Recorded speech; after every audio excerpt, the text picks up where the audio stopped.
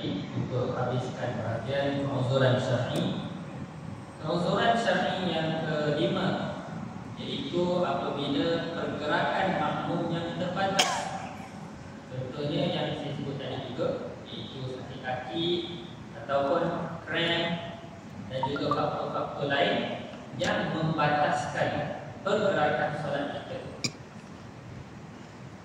Dan yang keenam, iaitu solat di tempat yang sempit. Kitab yang saya sebutkan tadi iaitu kitab Bunyatul Musalli. Dia datangkan keadaan situasi kita solat di penjara yang penuh, ataupun mungkin juga boleh berlaku kalau kat Makkah Masjidil Haram. Saya rasa mungkin dekat yang depan Kaabah lah kot, yang paling bersesak. Kalau yang belakang-belakang rasanya boleh gitu kan. Jadi solat di penjara penuh, di penjara yang penuh, pertama sekali, adakah orang-orang Islam di dalam penjara dituntut untuk solat berjemaah? Maka jawabnya, ya, masih dituntut dan hukumnya tetap juga sunat.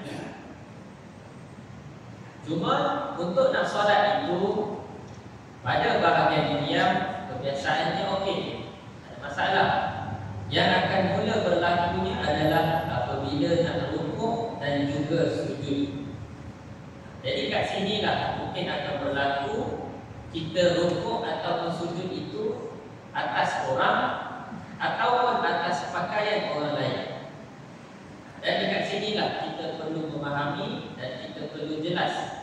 Contohnya untuk rukuk, sekurang-kurang kadar kita rukuk adalah daripada berdiri tegak, kita pun rukuk sebanyak 45 darjah. Itu adalah sekurang-kurang rukuk. Jadi kalau contohlah kita hadapi keadaan tengah cramp, maksudnya tengah pack ramai orang ni, kita tak perlulah untuk nak bersusah payah nak rukuk sempurna juga 90 darjah. Memadai kita rukuk sebanyak 45 darjah, kita cukup bermakna dan kita pun terus iktidal. Cuma apabila disebut rukuk ataupun sujud di atas pakaian orang lain, di sini ada perincian. Kadang-kadang ada kita jumpa perbincangan yang menyebut orang yang pakai serban. Apabila dia pakai serban panjang, dia pun bergerak. Nak sujud itu, kain serban dia pun jatuh dekat tempat sujud. Orang yang sebegini, dia tidak boleh sujud atas serban dia, kerana serban dia itu tadi dikira sebagai tubuh badan dia, maknanya dia bersambung dengan ekor kepala dia tadi. Jadi sepatutnya kalau ekor serban dia itu jatuh di depan, maka dia perlulah alih dan baru dia sujud. Cuma diberi pengecualian jika tali serban dia itu terlampau panjang. Maknanya memang dari awal dia nak solat, ekor serban dia itu dah di depan. Jadi rasanya susah nak jumpa orang pakai serban tadi kan. Maknanya memang over lah tu sebenarnya. Tapi perbezaan dua situasi ini, situasi pertama, kalau orang yang pakai serban yang hidup, yang biasa, cuma dia panjang, mungkin nak sampai dekat bahagian belakang dia. Untuk serban sebegini, dia tak boleh sujud atas ekor itu.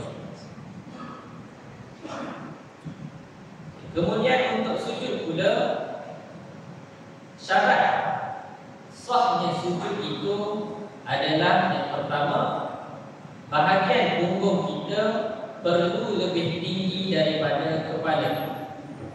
Jadi untuk situasi solat dalam keadaan yang penuh, kita perlu tunggu makmum-makmum yang lain baru. Maknanya bila kita nampak ada ruang yang membolehkan kita sujud dalam keadaan punggung kita tinggi, kepala kita rendah, barulah kita turun. Jadi fahamlah di sini, kadang-kadang mungkin kalau kita lihat anak-anak kecil yang baru nak mula belajar solat, mungkin daripada iktidal dia pun terus sujud. Dia turun sujud tu betul-betul flat badan dia. Lagi-lagi budak-budak kecil badan dia sedikit fleksibel, tapi dia sujud tu flat saja. Punggung dan kepala sama juga. Dari segi hukum, sujud yang sebegini adalah tidak sempurna dan juga tidak sah. Maknanya dibenarkan.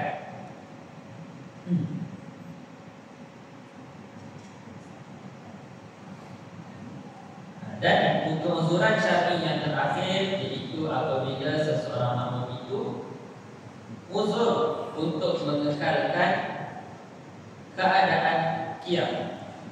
Maknanya dia tak mampu untuk nak berdiri dengan lama. Untuk makmum sebegini, maka dia diharuskan untuk solat secara duduk. Jadi bahagian ini mungkin kalau kita nak lihat secara terperinci, kita boleh lihat bagaimana solat orang yang sakit. Cuma secara asasnya yang perlu kita ingat, walaupun kita uzur untuk mengekalkan berdiri, jadi kita solat mula-mula angkat takbir Allahu Akbar, kita wajib berdiri. Kita wajib berdiri sehingga tempoh yang kita rasa tak mampu.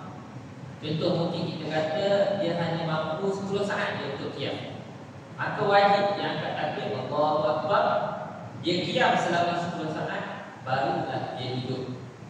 Dia tak boleh angkat takbir Allahu Akbar terus duduk. Maknanya itu dia tersilap cara lah sebenarnya. Jadi saya rasa untuk perbincangan berkenaan usul syar'i akan itu sahaja dulu malam ini. Aku lupa biasa wa astaghfirullahaladzim li wa lakum. Wassalamualaikum warahmatullahi wabarakatuh.